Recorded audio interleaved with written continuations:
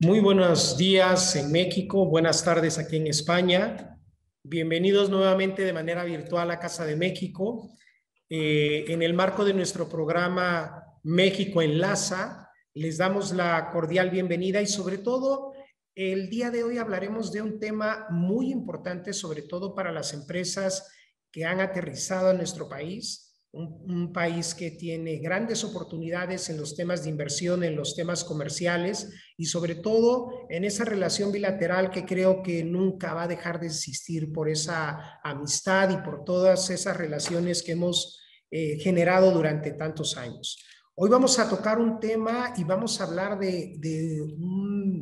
sobre todo de un aspecto muy importante que es el tema de la implicación de la ley laboral sobre la subcontratación, sobre todo el tema de outsourcing, que muchos los conocen de esa manera, o la terciarización laboral, que ha implicado pues muchas dudas, muchos cambios, que ha generado también bastantes controversias, sobre todo en el tema de cómo voy a funcionar el día de hoy en México, cuáles son aquellas ventajas, aspectos o puntos que debo de considerar para mi buena operación, ya que en los últimos años la legislación laboral ha tenido por lo menos 4 grandes reformas, estas grandes reformas que nos han puesto a pensar y sobre todo también analizar un poco cuál es la manera más adecuada de estar y de operar en nuestro país con todas, vuelvo a lo mismo, con todas esas grandes virtudes, con esa plataforma profesional que se tiene y con aquellas más de 5,000 empresas españolas que están asentadas en México, con inversiones productivas, con una transferencia de tecnología, con ese tema de conocimiento, con esas producciones que se están haciendo al día de hoy.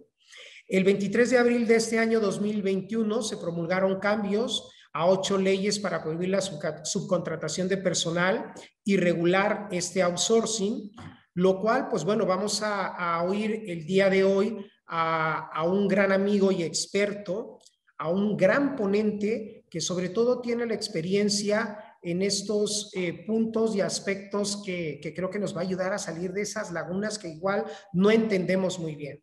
Les queremos decir que desde Casa de México lo que queremos en esta ocasión es que sea una charla de amigos, una charla para que ustedes también se involucren, que hagan preguntas, que participen y que seguramente van a nacer y salir pues muchas dudas, ¿no? Muchas dudas específicas sobre su empresa o de los tipos de contrataciones que están haciendo. Y justamente esto lo estamos haciendo para que ustedes nos puedan contactar, que puedan hablar también con nuestro ponente.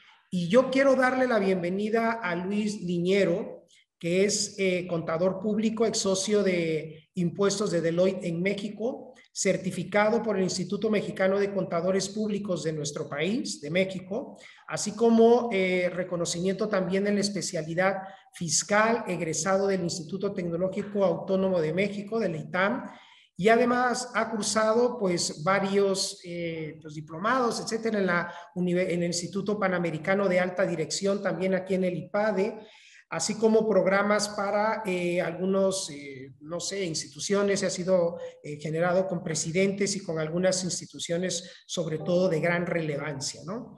La ponencia, sobre todo, versará sobre las implicaciones que tiene esta nueva reforma laboral de la subcontratación. Y aquí el aspecto más importante es que nos preguntemos todos, ¿no? ¿Cuál es la forma más adecuada para que nosotros continuemos operando en este país que tiene muchísimas oportunidades? Y sobre todo, ¿cuál es la manera más cómoda para tener esa certidumbre de que todo está en norma, en regla, y que nosotros nos podamos sentir cómodos? Sobre todo ustedes, amigos empresarios, que ustedes tengan todas las herramientas para sentirse pues como lo han estado hasta ahora en este país que tiene muchas oportunidades, pero que su operación y con el tema del recurso humano pues sea lo más adecuado y beneficioso para todas las partes. Luis, muy bienvenido a Casa de México. queremos darte las gracias por participar y estar en esta tu casa, en Casa de México.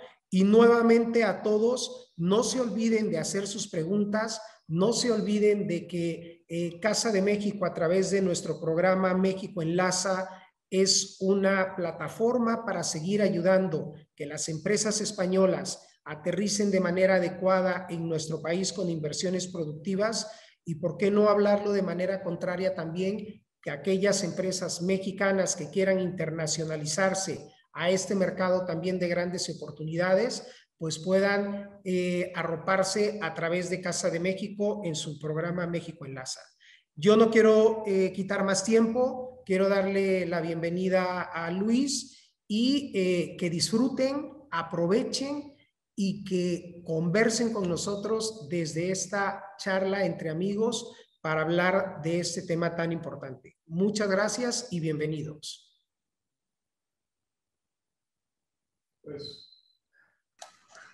Pues muchas gracias, Eduardo, y gracias, por supuesto, a Casa de México por la oportunidad de poder colaborar de esta manera con los objetivos de Casa de México y esperando que esta charla les sea de utilidad. Agradezco también ya a Eduardo, no me comió nada de tema, me sirvió de introducción para el mismo. Un punto por el que quisiera empezar con el tema es precisamente con el uso o la terminología. En México, y la ley así lo recoge, el tema de subcontratación es un concepto, un término que utilizamos con mucha cotidianeidad, o de outsourcing también, pero quizá hablar de tercerización o de este tipo de contratos bajo los cuales yo contrato a alguien para que me preste un servicio es el concepto general del que vamos a hablar. Como decía, la Ley Federal del Trabajo, que es el órgano rector de la relación laboral en México, recoge específicamente ya desde tiempo atrás el concepto de subcontratación, y ese es al que nos vamos a referir. ¿Por qué es tan relevante hablar de la subcontratación? Quizá como un antecedente y en beneficio de todos, más de aquellos que están por acá por España y que la gente que nos ve desde México, porque es, yo diría que relativamente común que en empresas, no en grandes grupos necesariamente, sino también en empresas, quizá de una o dos empresas operativas, exista una prestadora de servicios. Es algo que se vino generando durante décadas. En realidad el objetivo en muchos de los casos era el poder administrar el tema de la participación de utilidades, y es otra precisión que también vale la pena hacer para todos aquellos que nos ven desde acá, desde España. La participación de utilidades en México es obligatoria por ley. El parámetro, ahora vamos a ver una modificación que se le hizo en esta reforma a la que nos vamos a referir, pero por ley se tiene que repartir el 10% de la utilidad fiscal que genera cada empresa en cada ejercicio. Y de ahí que se generó esta conveniencia o esta necesidad de tener prestadoras de servicios en donde se alojara a los empleados al grado de que es muy común hasta este momento. Sigue siendo común que una empresa operativa pudiera no tener empleados, más que si acaso su director general o gerente general, y todos los empleados están en prestadoras de servicios del grupo o de terceros. ¿Por qué digo administrarlo? Porque el objetivo que se perseguía con esta prestadora de servicios era que no todo mundo tuviera una participación de utilidades uniforme, digamos, que va en función de días trabajados y sueldos, sino que se premiara la contribución de cada uno a través de bonos. De tal manera de que en la prestadora de servicios, donde las utilidades son mucho menores que en la operativa, que regularmente se manejan con un método de cost plus o de costo añadido, o de utilidad sobre costo añadido, mediante eso lo que se hacía era dejar la participación de utilidades de la operativa a resguardo, porque nadie tendría derecho a ella. Los directores generales o gerentes generales no son sujetos de pago de PTU. Y la prestadora de servicios tendría una PTU o participación de utilidades pequeña y se podía incentivar. De hecho, así operan muchas de estas prestadoras de servicios. Al día de hoy se incentiva con bonos. Y entonces, ¿a quién se le paga un bono? Pues a aquel que hizo una mejor labor y no socializar la distribución de las utilidades. Ese es el origen de todo este nacimiento de prestadores de servicios. Prácticamente ya fue hace mucho tiempo, pero cuando yo empecé a trabajar esto ya venía operando así, ya fue hace bastante, ¿no? ¿Qué es lo que detona una reforma de este tipo y los antecedentes de las reformas a las que se refería Eduardo hace un momento como referencia histórica? A lo que nos lleva esta nueva reforma y sobre todo la anterior y esta, es a que además de la administración de la participación de utilidades, lo que se vino dando en el mercado mexicano fue el nacimiento de esquemas bajo los cuales ya no solamente se buscaba administrar y distribuir correctamente las utilidades y premiar a los empleados que hacían una labor mejor que otros con bonos en lugar de la participación de utilidades que quedaba a resguardo, sino que se fueron implementando esquemas en el mercado mexicano, ofreciendo esquemas en el mercado mexicano bajo los cuales también se disminuía la aportación social, la aportación de cuotas a la seguridad social y al Instituto de Vivienda, al Infonavit, de tal manera de que ya no solamente era administrar la participación de utilidades, sino que se disminuía esa aportación. Esto finalmente, y digo finalmente porque esto lleva años operando y se sabe por todo el mundo, detona que ya es inaguantable. ¿Por qué? Porque llega un momento en que el empleado que estuvo en un esquema o bajo un esquema de estos, lo que le ocurre es que como no hubo aportaciones a la seguridad social y al Fondo de la Vivienda, al Infonavit, entonces cuando se retira resulta que no tiene pensión alguna o es prácticamente minimizada. No solamente es que se haya administrado la participación de utilidades, sino lo que se hizo también fue afectar las aportaciones a la seguridad social, que eventualmente podrían darle derecho a pensiones, y entonces ya se volvió, digamos, inaguantable. Es un derecho natural el poder tener una pensión al final de la vida laboral, además de que no son unas pensiones de locura en muchos de los casos, pero imagínense que al final del día no se tiene derecho a prácticamente nada. El empleado estuvo recibiendo un poco más de dinero durante cada uno de los meses de su vida laboral bajo estos esquemas, pero nunca pensó o nunca piensa en lo que va a venir a futuro dentro de 15, 20 años, cuando ya quiera vivir de una pensión o tener el apoyo de una pensión y acuda al Instituto Mexicano del Seguro Social a reclamar su pensión, resulta que es casi nada. Entonces, ese es el antecedente. El detonante inicial fue la administración de la PTU, pero el detonante complementario mucho más agresivo en perjuicio específicamente del trabajador al final del día fue el evitar las cargas sociales, el evitar esas aportaciones a la seguridad social que eventualmente van a dañar el futuro de sus empleados al llegar a su retiro. Entonces, ese es el antecedente que tenemos en este momento.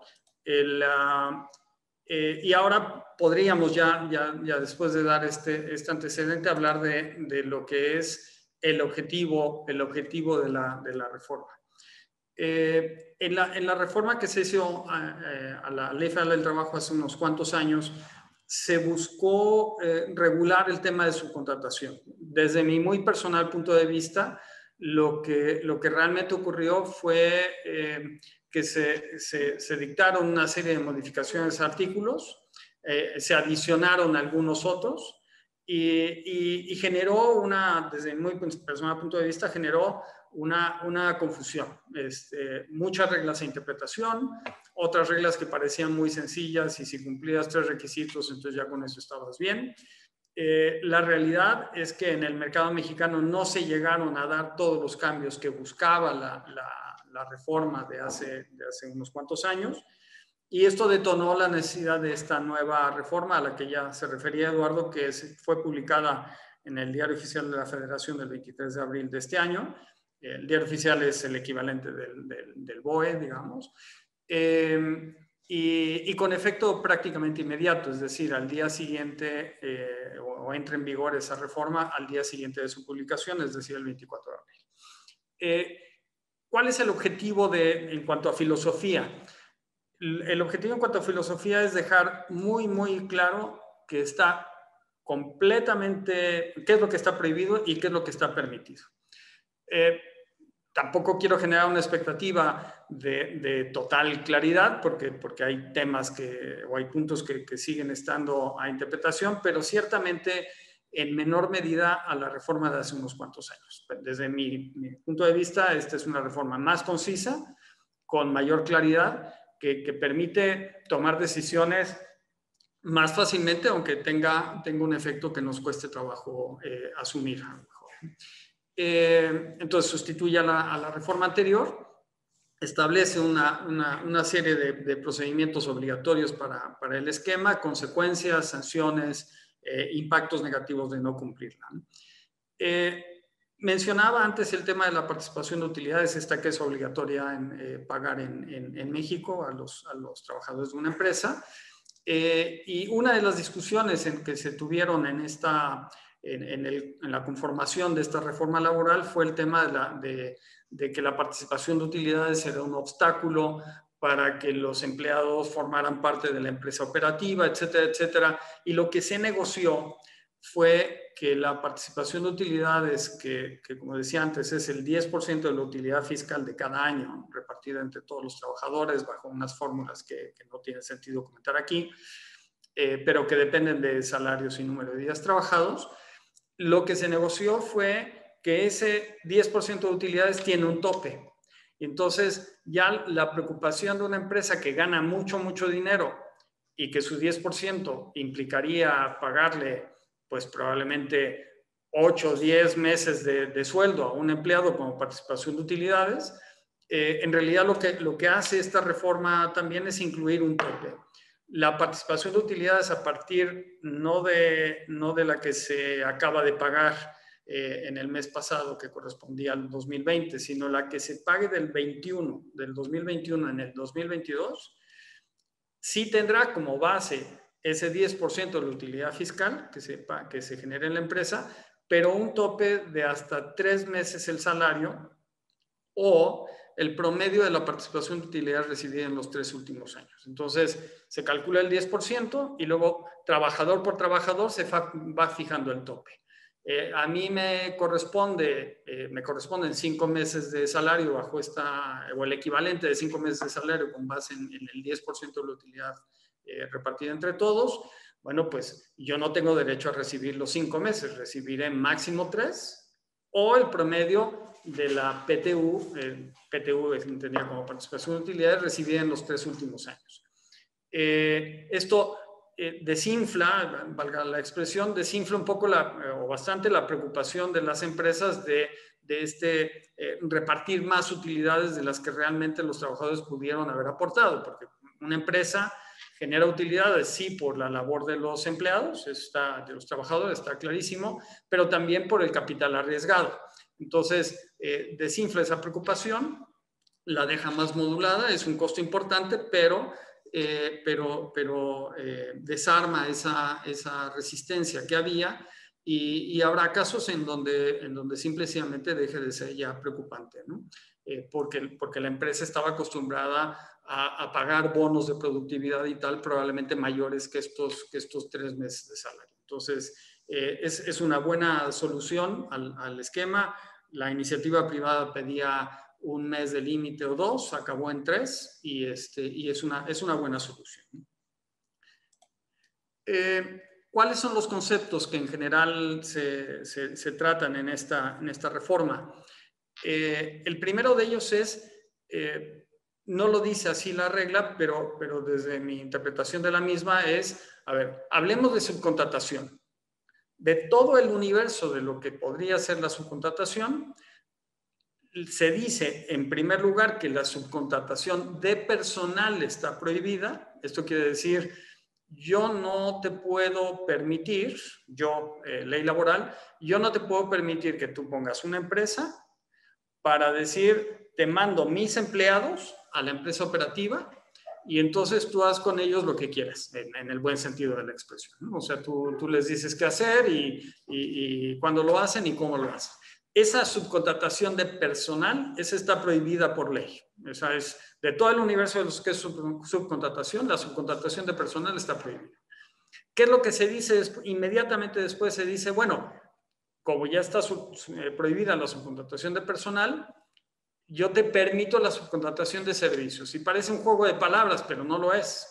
Y no lo es por lo que vamos a ver un poco más adelante, porque se tendrá que ser específico en cuanto a los servicios que se prestan de una empresa a otra. Ya no es que yo, como decía, que yo tengo 10 empleados, te los mando a ti y tu empresa, pues ahí los administras y los utilizas como sea, ¿no? Esa está prohibida. La que está permitida es la subcontratación de servicios. ¿Cuáles? Los servicios especializados o de ejecución de obras especializadas. Pero, y este pero es muy importante, no pueden prestarse servicios desde estas prestadoras de servicios, valga la redundancia, que correspondan a las actividades propias el actuar propio de la actividad preponderante o el objeto social de la empresa que recibe los servicios. Entonces, ejemplo, esta empresa se dedica a fabricar coches. Bueno, pues podrá recibir servicios especializados o ejecución de obras especializadas de empresas terceras, pero siempre y cuando no le presten servicios para producir y manufacturar los coches.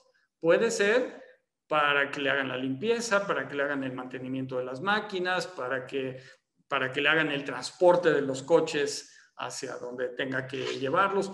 Todas esas actividades que son satelitales a la actividad preponderante o el objeto social. Entonces, ¿a qué nos lleva esto como primera conclusión? Nos lleva a que ya no pueden existir, no podrán existir a partir del 24 de abril, que es cuando entre en vigor la reforma, ya no deberían de poder existir. Hay un lapso de 90 días que ahora comento, pues como un periodo medio de gracia, pero a partir de vencido ese periodo de gracia en julio, ya no deberían de existir empresas que no tengan empleados, porque forzosamente las empresas tienen que tener empleados para desarrollar su actividad preponderante y su objeto social.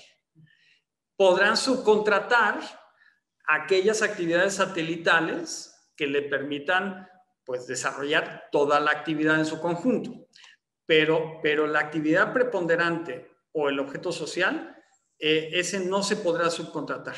Ese es el primer cambio importante. Entonces, como decía en el antecedente o comentaba antes, era o es bastante común encontrar empresas operativas que no tienen empleados. A partir de esta reforma, lo común será que haya empleados en las empresas operativas y que además se contraten empresas de tercerización o de subcontratación o de outsourcing. Pero siempre y cuando esas actividades que se contraten con terceros no podrán ser actividades preponderantes o del objeto social. ¿Por qué insistir en estos dos conceptos? La actividad preponderante la da la actividad real, la actividad que se va dando día a día. El objeto social, que es, aquí me detengo un momento, el objeto social es el que se incluyó en la escritura constitutiva y créanme que lo sé por experiencia, en las últimas constituciones o actas de constitución desde hace bastantes años ya, surgió una tendencia de incluir actividades, incluso una última fracción en las escrituras, donde decía, y además poder realizar todo lo que sea legal. Bueno, pues esa es una primera tarea que tenemos o una de las primeras tareas a las que tenemos que enfocarnos, es a revisar el objeto social, porque de nada nos sirve para esta reforma, la Ley Federal del Trabajo, que tengamos un objeto social muy amplio, porque si el objeto social es muy amplio e implica, como en el ejemplo que ponía, prestar mantenimiento a maquinaria, etcétera, etcétera, entonces se podría llegar al extremo, muy literalmente aplicado, se podría llegar al extremo de que yo no podría tercerizar nada, porque mi actividad preponderante es fabricar coches, pero como en mi objeto social es súper amplio, pues entonces estoy limitado a todo. La tarea que tenemos que hacer en estos 90 días, en este periodo de gracia que comentaba, es revisar el objeto social y modificarlo para acotarlo a lo que realmente hace la empresa. Y quitar todas estas actividades de expectativa que no me sirven de nada y que aquí me pueden generar un tema, ¿no? Y no es una de las dos, sino que son las dos. No pueden ser los servicios propios de la actividad preponderante o el objeto social, cualquiera de los dos.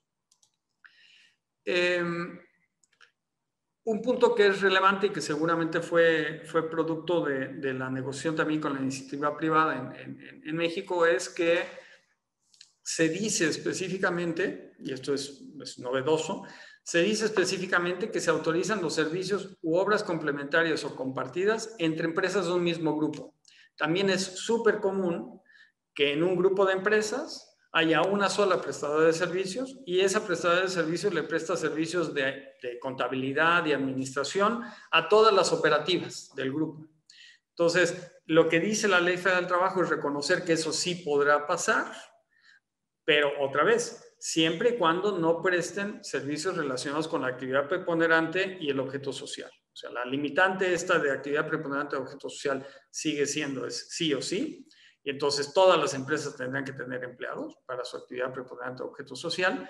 Y incluye ahí una referencia que es a la que se refiere la Ley Federal del Trabajo, que es al artículo 2, fracción 10 o 10ª de la Ley Mercado de Valores Mexicana, en donde se habla del concepto del grupo. Y el concepto de grupo en esta Ley Mercado de Valores es tan sencillo como es grupo todas aquellas empresas que son sujetas de un control directo o indirecto por una empresa arriba de ellas. Entonces, no habla de limitantes porcentuales, con tal de que haya control, con eso es suficiente y puede ser directo o indirecto. Entonces, las prestadoras de servicios de grupos sí pueden seguir operando, siguiendo o cuidando esta limitante de la actividad preponderante del objeto social, y pueden seguir operando y no serán consideradas prestaciones de servicios prohibidas al amparo de esta regla, que son las que en México durante todo este tiempo les hemos llamado, a partir de la reforma laboral, les hemos llamado las insourcing.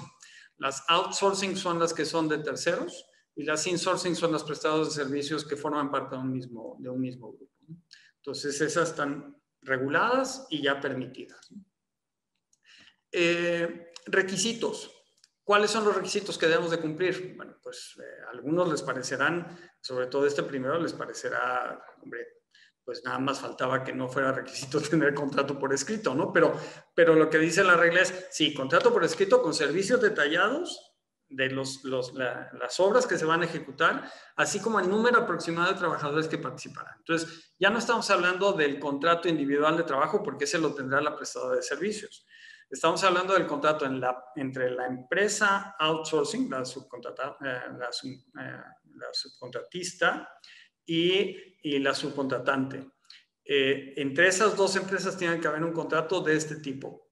Y será muy importante que tengamos cuidado con ese contrato, porque ese contrato se lo vamos a tener que entregar. Antes eran contratos privados, los teníamos en las empresas, guardados en los expedientes. Hoy por hoy, para poder operar al amparo de esta Ley Federal del Trabajo, esta reforma a la Ley Federal del Trabajo, se tendrá que obtener un registro. Esa empresa que presta servicios va a tener que ir ante la Secretaría del Trabajo y Previsión Social y obtener un registro de que es una contratista válida al amparo de la regla. Y el contrato será una pieza inequívoca de que se cumplen los requisitos. La renovación será trianual, o sea, no es para siempre. Y además habrá un padrón público. ¿Por qué va a haber un padrón público?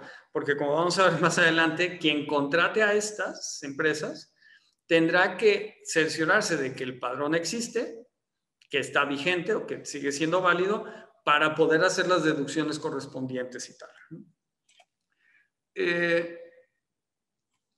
Eduardo hablaba de que en esta reforma se movieron una serie de leyes y efectivamente no solamente la Ley Federal de Trabajo, sino la Ley de Seguro Social, y aquí hablamos de ella.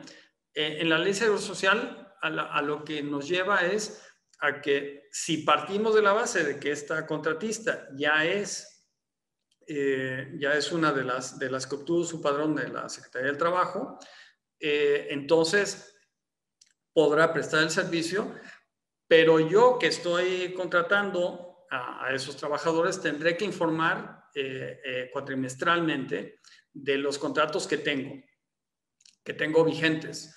Esta es una obligación que seguramente acabará siendo por las dos partes, por la parte de la subcontratista esencialmente, pero también por la parte contratante. Y con esto, y aquí me detengo un poco, había una sensación, esta es una sensación, obviamente no había nada por escrito, pero había una sensación hace años de que no había una comunicación entre el SAT, que es el Servicio de Administración Tributaria, o la agencia tributaria, diríamos aquí, y el Seguro Social, el Instituto Mexicano de Seguro Social, y el Infonavit, que es el de la vivienda, como que estaban desconectados. La realidad es que desde hace años han estado conectando todos sus sistemas. Y eso implica que el padrón del Registro Federal de la Secretaría del Trabajo seguramente lo conocerá y se conectará sin ningún problema al Instituto Mexicano del Seguro Social y al Infonavit, etcétera, etcétera, de tal manera de que toda esta información es información que se va a utilizar eventualmente para hacer auditorías de cumplimiento, etcétera, etcétera. ¿Qué implica esta ley federal, esta reforma de las leyes derivada de la reforma de la Ley Federal del Trabajo? ¿Implica una serie de nuevas obligaciones? Sí. ¿Que hay que medirlo? Sí, claro.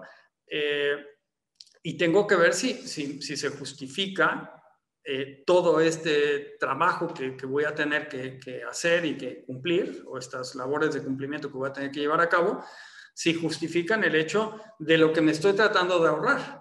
Porque hoy por hoy, y aquí lo comento si quieren, pero hoy por hoy habría que revisar los presupuestos de las empresas y habría que ver si se justifica tener una prestadora de servicios. Porque si mi problema era la participación de utilidades, si son 3 meses de salario, pues a lo mejor prefiero pagar los 3 meses de salario y no tener otra empresa que me cuesta contabilidades, cumplimiento, auditorías, etcétera, etcétera, facturación entre ellas y tal, y dejar mejor a todos mis empleados en una sola empresa y hacerlo mucho más transparente sin necesidad de tener que estar informando a todo el mundo y mantener registros y padrones en vigor, ¿no? Esa es la parte filosófica de la reforma. Incluí el tema de la Ley de Seguro Social, pero como ya comentaba antes, también se modificó la ley del Infonavit, el Instituto Nacional del Fomento a la Habitación, o a la vivienda, perdón, de los trabajadores, y también en la parte de los trabajadores al servicio del Estado, ¿no? Un punto que es relevante o el otro aspecto que es relevante es la parte fiscal. La parte fiscal siempre acaba siendo un elemento para poder apretar ciertas tuercas, que eso lo sabemos bien todos, y se hacen modificaciones al Código Fiscal. En este caso, específicamente, el Código Fiscal es Para aquellos que no lo ubican, pero el Código Fiscal es el ordenamiento fiscal, que es como el paraguas debajo del cual están todas las leyes particulares, y es el órgano de interpretación o la ley de interpretación en materia fiscal. Y en el Código Fiscal se habla específicamente de que se va a negar la deducción. Ya no lo dice en la ley de impuesto a la renta, o no lo dice en la del IVA, también lo dirá ahí, o lo dice ahí, pero aquí desde el mismo Código Fiscal dice no se podrán deducir o acreditar impuestos o deducciones para fines de los impuestos por los servicios que sean prohibidos por la ley del trabajo. Suena como redundante, ¿no? O sea, es casi obvio, pero lo dice para que no haya duda, ¿no? Para que no haya tema de interpretación de que tal o cual ley no quedó clara. Bueno, aquí el Código Fiscal es clarísimo. Y lo otro que dice es, si realizaste alguna maniobra y entonces las contribuciones de los trabajadores quedaron más cortas de lo que debían de haber sido y tú eres el contratante de esos servicios, pues tú eres responsable solidario. Entonces, si no se lo puedo cobrar a la prestadora de servicios, te lo voy a cobrar a ti. Porque aquí de lo que se trata es de ya hacer las cosas bien, ¿no? Y para rematar, lo que dice específicamente es, en una de las, como una característica o como una situación en que podrá darse un delito penal, es por utilizar esquemas simulados de prestación de servicios. Entonces, como todos somos así como muy creativos, ¿no? Se nos pueden ocurrir esquemas y alternativas de ¿por qué no lo hacemos mejor de esta otra manera y tal? Y entonces le damos la vuelta al cumplimiento de la ley. Pues no. A ver, bueno, si lo quieres hacer, está bien. Nada más que eso es delito penal. Y entonces, pues lo estarás peleando pues detrás de las rejas, ¿no? Entonces, hay que tomar en cuenta que esto se está viendo como algo que ya es serio, ¿no? Sí es cierto que ha habido una como libertad para todos estos que hacían estos esquemas y nadie parecía perseguido, pero pareciera que ahora va en serio el tema. En la ley de impuesto a la renta, lo que se dice es, bueno, pues si no cumples con lo que dice la Ley Federal del Trabajo, no contratas a empresas que están en el padrón y que lo tienen vigente, pues todos los pagos que les hagas van a ser no deducibles. Así como el pago de esas, y será responsable del pago de las cuotas de las que eres responsable solidario, ¿no? En el tema del IVA, que es el otro efecto inmediato, prácticamente casi todo lleva IVA en México. Hay unas cuantas cosas que están exentas o no sujetas, pero todos esos pagos de servicios a una empresa tercerizante o que terceriza servicio, se podrá perder el acreditamiento del mismo y por tanto ser un gasto no deducible para esos fines, ¿no? Como decía, es un poco el remate de la parte fiscal. Reglas transitorias que son importantes. La primera, que ya le he comentado un par de veces o tres, hay 90 días, yo le llamé periodo de gracia, no quiero que se queden con la idea de que así lo dice la ley, pero sí habla de un periodo que en 90 días puedo hacer los ajustes al personal que estaba en la prestadora de servicios y los paso a aquellos que son esenciales para la actividad preponderante o el objeto social, pasarlos a la empresa operativa, con algunas facilidades también para obtener el registro correspondiente para aquellas prestadoras de servicios que ya venían operando. Y por otro lado, al término de los 90 días, pues empieza o entra en vigor la obligación de empezar a entregar información al Seguro Social, al Infonavit, etcétera, etcétera. Entonces, este es en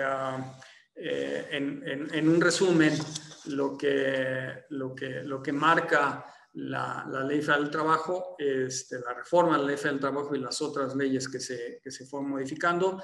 Es un tema, ya lo comentaba Eduardo y lo voy a remarcar, es un tema muy relevante. Muchos de nosotros estuvimos pidiendo durante años que ya se atacaran a esas empresas que tenían esquemas en donde se dejaba de pagar las cuotas de seguridad social, etcétera, etcétera.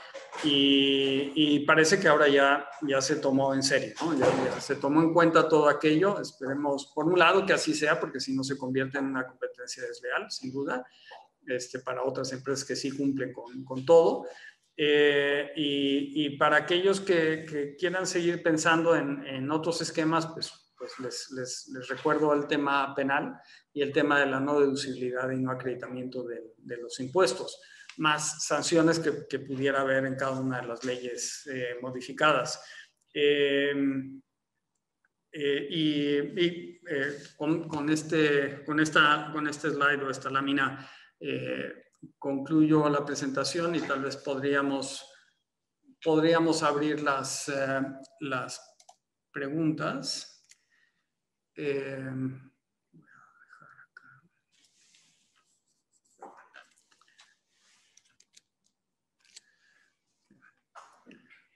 Aquí está, sí.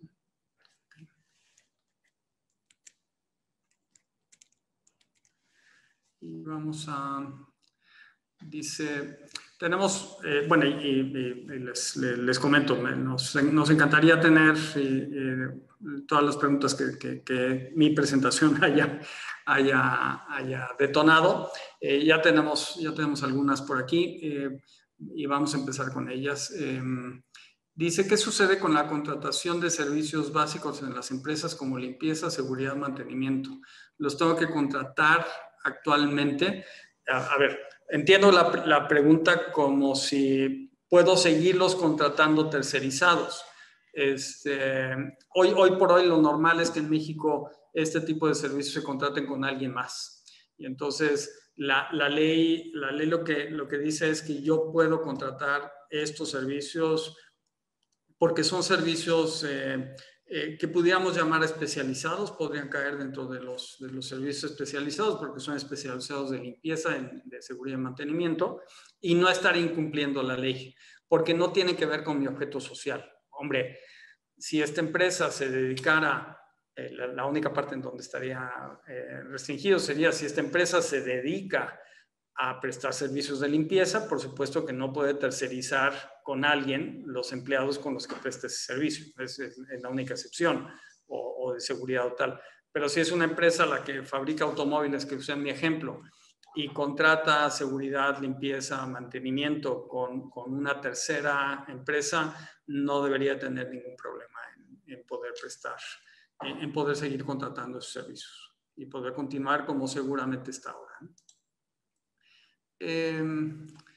Hay otra pregunta por acá, dice, ¿se puede tener en empresas operativas a una persona que gestiona la empresa y que es quien gestiona los contratos de servicios especializados para el mantenimiento de la empresa operativa?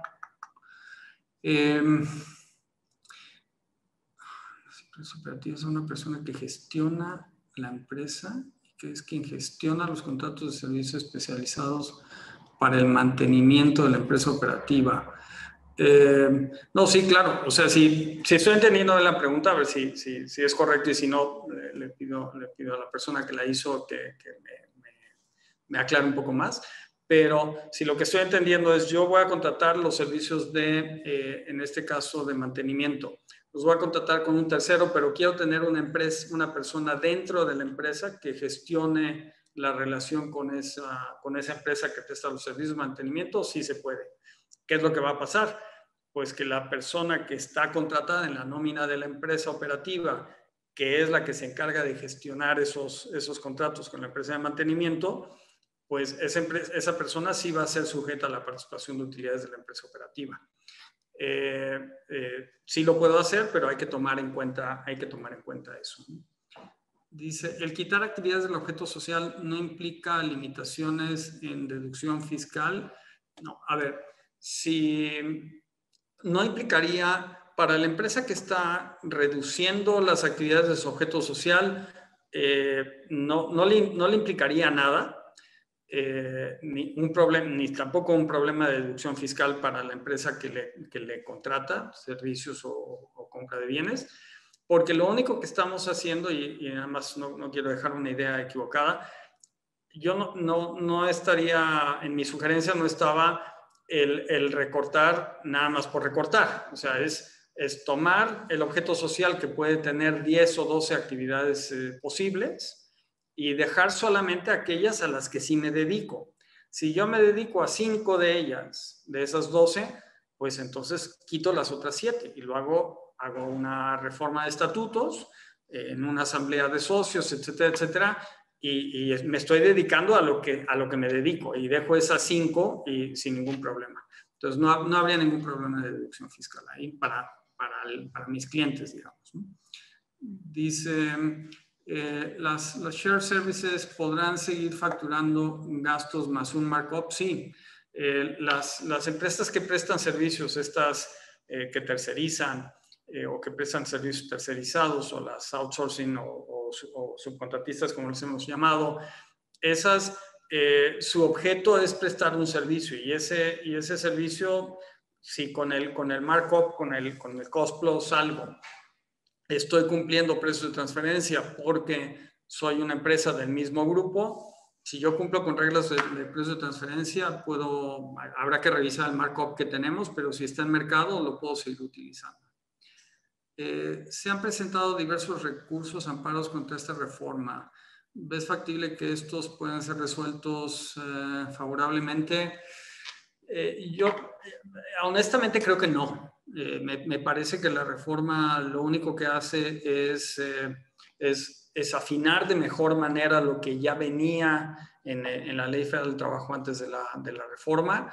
Es un tema del cuidado de las prestaciones de los trabajadores al final del día. Me parecería muy complicado que el amparo prosperara. Habiendo dicho esto, regularmente siempre ha sido, si es que el costo del amparo me lo permite, probablemente el amparo no sobraría presentarlo, porque también ha habido sorpresas. Ha habido sorpresas en donde los amparos se conceden y luego me doy de topes con la pared por no haberlo presentado, ¿no? Pero en mi mente me parece, lo veo muy complicado que lleguen a otorgar el amparo para esto, ¿no? Los servicios, pero si lo puedo presentar, yo lo presentaría mejor, por cubrir un poco la posibilidad, ¿no? Los servicios mercantiles y comerciales están exentos del padrón. ¿Cómo se diferencia cuando se consiguen servicios mercantiles y cuando se consiguen servicios de subcontratación? Sí, esto puede tener que ver, esta pregunta, bueno, la voy a leer porque la leí como para mí. Dice, los servicios mercantiles y comerciales están exentos del padrón de la Secretaría del Trabajo y Previsión Social. ¿Cómo se diferenciará cuando se consiguen servicios mercantiles y cuando se consiguen servicios de subcontratación? El punto clave, y esta es una pregunta, las otras también lo son, pero esta también es una pregunta buena, en el sentido de que esta reforma no trata de decir que yo ya no puedo contratar servicios con nadie.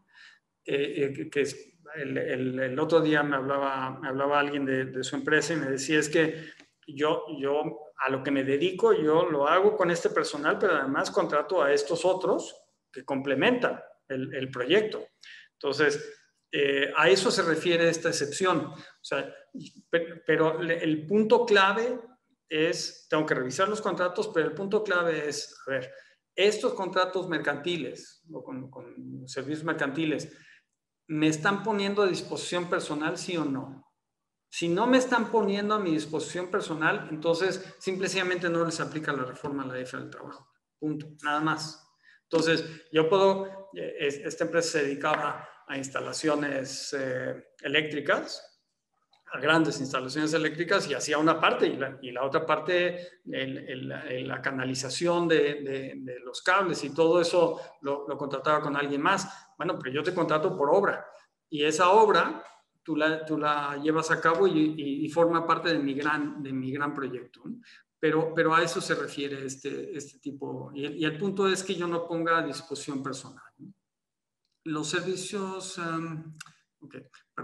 dice, si en un grupo de empresas todas tienen el mismo objeto social, una de ellas estaría imposibilitada a prestar al resto servicios contables y administrativos, pese a que el servicio del contrato sería distinto a dicho objeto.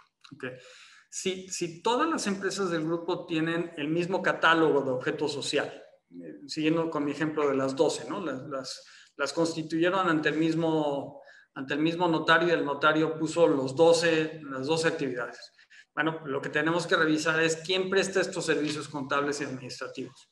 Pues una de ellas. Y esa le presta servicio a las otras 5 o 6 empresas que son las operativas. El objeto social que tengo que revisar seguramente es el de aquella que presta los servicios contables y administrativos, porque esa ya no se dedica a fabricar coches como las otras, o fabricar tornillos o lo que sea. Esta se dedica a prestar servicios contables y administrativos. Entonces, ese objeto social es el que tengo que reducir. Reducir, insisto, a lo que me dedico. No a recortarlo por recortarlo, porque yo no gano nada con tener un objeto social que no represente lo que yo hago, ¿no? Lo que debo de quitar es lo que sobre, aquello a lo que no me dedico y nada más que se incluyó en la notaría por alguna razón.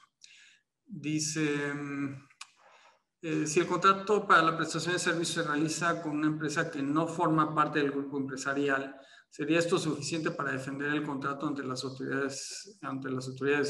No. En realidad la norma, la regla está hecha de tal manera que como permite las insourcing y las outsourcing, y a las dos les pone la misma limitante, que no puedan prestar los servicios propios de mi actividad preponderante o de mi objeto social, en realidad los dos contratos serían igualmente válidos. Lo que me sirve para poder soportar este contrato al que se refiere la pregunta, que es con alguien que no forma parte del grupo, con una empresa que no forma parte del grupo, es que no me presten servicios que están relacionados directamente con la actividad preponderante del objeto social. Si yo cumplo con ese requisito, entonces estaría bien. Dice, ¿cómo se consideran los despachos de contadores y abogados? ¿Tendrán que obtener su registro de servicios especializados? No, porque los despachos de contadores y abogados no ponen a la disposición de alguien el personal. Quizá el único punto, y lo digo por experiencia, el único punto es cuando en despachos de este tipo se llega a prestar personal. Ese sí puede ser el caso, que sería el único caso en donde para empezar no se podría seguir prestando, donde el cliente lo que hace es decirme, a ver, mi contador renunció y yo necesito que me mandes a uno de tus contadores para que me cubra. Si me manda a uno de los contadores, el despacho de contadores, y queda a mi disposición para que yo le diga qué hacer, ahí esa es una subcontratación de personal. Y esa subcontratación de personal está prohibida por ley. Esa no debería de funcionar. Tendría que tener una connotación de servicio real y no nada más de mandar personal. Entonces, ese contrato habría que revisarlo como tal. Pero en general, los servicios de despachos de abogados, de contadores, de ingenieros, de publicistas y tal, son servicios en donde no se pone a la disposición del personal y con eso podría bastar. Y que, claro, otra vez, y perdón tanta repetición, pero es un punto clave, que no se relacione con la actividad preponderante del objeto social. Esto lleva, nadie lo ha preguntado, pero esto lleva a revisar todos y cada uno de los contratos que tengo, sí. Para ir separando en dos grupos aquellos que son sujetos a la ley del trabajo para que pasen por el tamiz y aquellos que no. Dice, a ver, no, por aquí hay otra. Sí, dice, se considera que son servicios especializados y por lo tanto se requiere el registro si un despacho legal que nos proporciona servicios penales y contrata a uno para que éste le preste el servicio para darlo al cliente del contratante. A ver, si lo estoy entendiendo bien, es yo contrato un despacho legal que no proporciona servicios penales, pero que para poderme prestar el servicio penal subcontrató a alguien más. Si esa subcontratación fue para que estuviera a disposición de ese primer despacho que no tiene servicios penales en su gama de servicios, ahí pudiera, si fue para ponerlo a su disposición, ahí esos dos despachos tendrían que cumplir con la regla, porque está poniendo a disposición a alguien.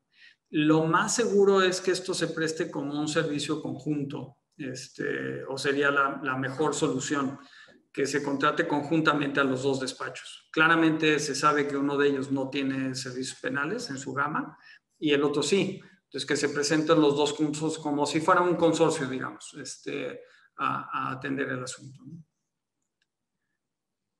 Y parece que no tenemos ninguna. ¿Preguntemos alguna más? No, ¿verdad? Yo tengo una que la quiero comentar a ver si puede ser que pueda ayudar a alguien que a lo mejor la haya pensado y no la planteó. Pero la pregunta que es, ¿qué hacemos ahora? porque como muchos de los presentes probablemente hayan tenido esta pregunta o esta preocupación. Es un hecho, y esto debería de decirlo para dar información completa, es un hecho que esas empresas que venían ofreciendo esquemas para evitar el pago de las cargas sociales, o sea, de las aportaciones de seguro social y tal, y tener prestadoras de servicios medio curiosas, digamos, en donde los empleados no pagaban impuestos y tal y cual, esas empresas siguen operando en el país. Entonces, es un hecho. O sea, esas empresas no desaparecieron el 23 de abril. Esas siguen existiendo, esas siguen ofreciendo sus servicios, siguen insistiendo, esto lo puedo decir casi de viva voz, es medio indirecto porque un cliente me lo dijo, pero siguen ofreciendo sus servicios como alternativa a esto. Yo no les voy a decir qué hacer, por supuesto, ¿no? Les sugiero nada más cómo plantearlo. La regla es suficientemente clara para ver qué es lo que busca. La modificación al Código Fiscal es suficientemente clara para decir que si yo hago algo raro para tratar de darle la vuelta al esquema y no cumplir con la regla o con la reforma a la ley, se convierte en delito penal. Yo en el caso de una empresa, lo que haría sería analizar los pros y los contras, pero pondría los contras muy claros. Yo no podría más, eso sí, que recomendarles que hagan todo conforme al cumplimiento de la ley, porque es lo que he hecho toda mi vida, ¿no? Hay que moverse dentro del marco legal y esa es la única forma en que todo el mundo podrá dormir tranquilo. Si alguien se está planteando continuar haciendo lo que venían haciendo, porque les ha venido funcionando y porque probablemente, pues si no los han auditado antes, no los auditan ahora, pues eso se convierte en una apuesta realmente. Yo no entraría por ahí. Yo haría un análisis y vería cuánto me cuesta hacer el movimiento y dormir tranquilo. Yo no entraría al juego de esto porque me parece que la reforma es suficientemente clara de qué es lo que busca y cómo se persigue castigar. Entonces, estamos en un momento completamente distinto al anterior del 23 de abril. Al anterior del 23 de abril había algo de estas sanciones, pero a partir del 23 de abril esto pareciera, usé esa expresión antes, pareciera que esto va en serio. Y si va en serio, y además sabemos, porque lo sabemos, que al Estado mexicano le hace falta recursos, pues yo no descartaría que vaya a haber auditorías muy, muy claras. El propio procurador fiscal de la Federación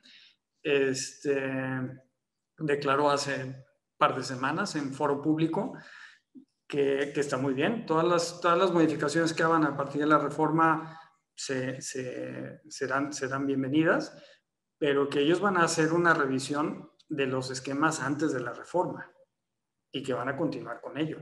Entonces, creo que este es el momento para que aquellos que pudieran haber sido un poco más flexibles en su toma de decisiones, por decirlo de alguna manera, pues lo mediten de nuevo y vean cuál es el costo, ¿no? Y si ese ahorro vale la pena el no dormir bien y el estar inquietos todo el tiempo. Y con esto, no sé si tenemos algo más, creo que no.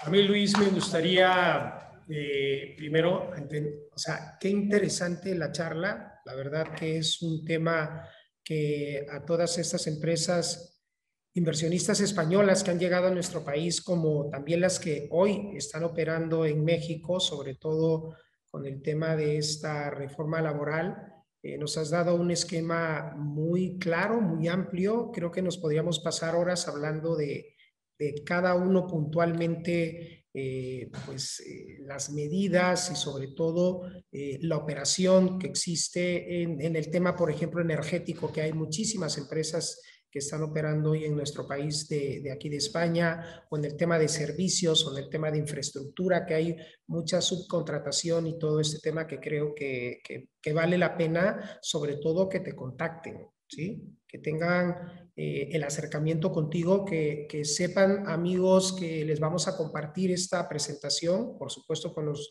datos de Luis también en esta charla que tuvimos el día de hoy. Lo mandaremos grabado con toda la información de Casa de México, con nuestro programa México Enlaza, con el correo que tenemos para ayudarles con sus dudas, pero sobre todo contactarlos con estos expertos como Luis. Y a mí me gustaría, con todo lo que dijiste, resumirlo en 3 cosas, ¿no? Puntuales. Primero, que hay que analizar las ventajas que también tiene esta reforma, porque dentro de todo hay ciertos aspectos que tú comentaste y que creo que hay que enriquecer nuestra operación para que tengamos a esa empresa sana y que no tengamos ningún problema, ¿no? Eso es por un lado. Por otro lado, yo creo que hablaste muchas veces que somos creativos, ¿sí? En darle la vuelta a muchas cosas y somos así, pero creo que la creatividad la tenemos que aprovechar en el desarrollo de nuestros negocios y cómo utilizar esa creatividad para, pues, enriquecer nuestra operación, nuestra internacionalización y sobre todo cómo la podemos gestionar mejor, ¿no? Para que sea como está definida la empresa, como un ente social que ayuda también al empresario, a los trabajadores y a todos los involucrados. El cumplimiento de la ley laboral creo que es básica, que ese es otro de los puntos, ¿no? Porque a todos los que nos conllevaría a no cumplirla, a tener esos problemas que posiblemente en un futuro sean pues agravantes para que no tengan un buen impacto económico, social, productivo, etcétera, ¿no? Y yo creo que terminaría con esos 3 puntos y el más importante, yo siempre he dicho que los expertos son los que saben. Nosotros somos esa casa en lo que los enlazamos, los juntamos. Te agradecemos muchísimo, Luis, que nos hayas dado esta plática tan interesante y yo creo que de aquí pueden surgir muchas otras más, ¿no? Pueden surgir charlas específicas para ciertos sectores que también tienen mucha operación en México. Vuelvo a lo mismo, el tema energético, el tema de infraestructura, el tema turismo hotelero, que también es muy importante porque existen también ahí muchos proyectos que al día de hoy se están desarrollando.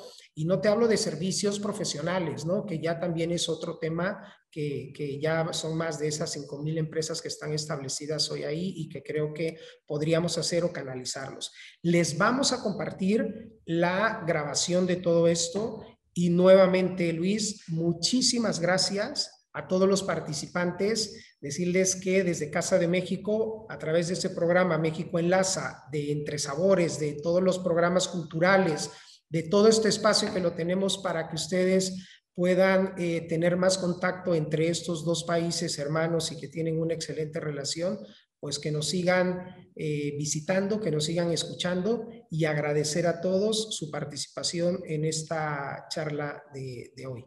Gracias, Luis, gracias, amigos, y muy buenas tardes en España, muy buenos días en México. Muchas gracias. Y a la Casa de México y a los participantes por su paciencia también y a sus órdenes, ¿eh? En lo que podamos ayudarles, aquellas preguntas que hayan quedado en el tintero, siéntanse con la confianza de plantearlas y les trataremos de ayudar. Gracias.